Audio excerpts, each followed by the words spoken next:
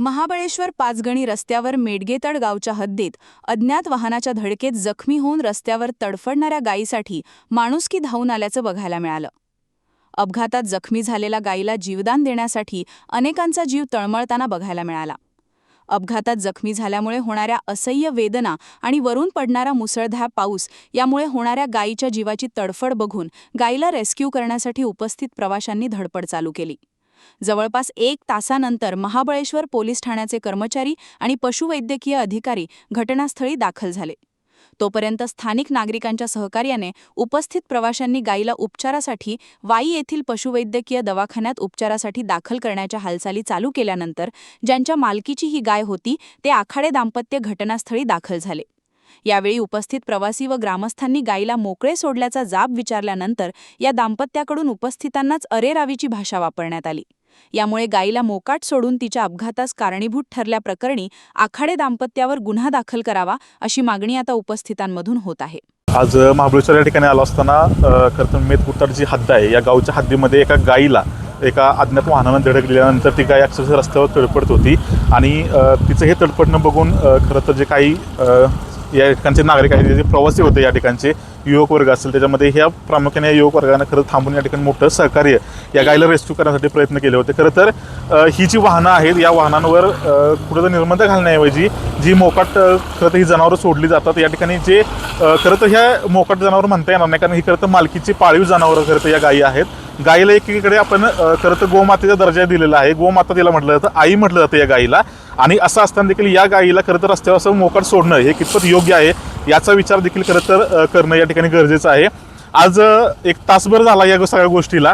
ही गोष्ट घडत असताना खरं तर ही घटना ज्या लोकांनी पाहिली त्या लोकांनी खरं तर त्याच्यामध्ये एक ताई होते, त्या ताई अक्षरशः खरं तर गरोदर होत्या, तरी देखील त्यांनी खरं तर आपल्या जीवाची पर्वा न करता आपल्या पोटातील बाळाची पर्वा न करता खरं तर गायीला जीवदान देण्यासाठी त्यांचं खरं तर या ठिकाणी जीव तळमळत होता।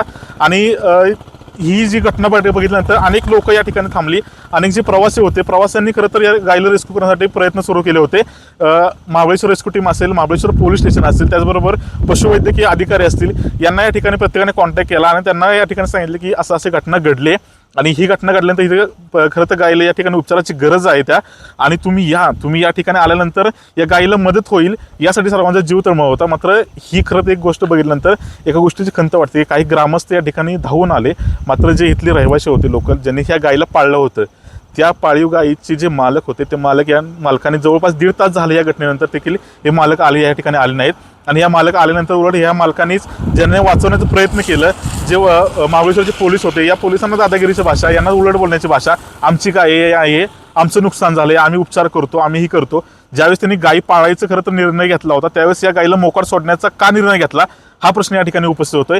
खरं तर या मेदकुटारचे अवकाळीचे जे ग्रामस्थ आहेत ते ग्रामस्थांनी देखील या कुटुंबियाविरोधात संताप व्यक्त केला आहे की ही घटना फक्त आत्ताच नाही घडली, तर ह्याच्या देखील ह्या ज्या कुटुंबाच्या गायी आहेत ह्या गायी पाळत असताना देखील अशाच गायी मोकाट रस्त्यावर सोडल्यामुळे यावेळी देखील याआधी देखील ह्या ठिकाणी अपघात झाल्याचं या ग्रामस्थांचं खरं तर म्हणणं आहे।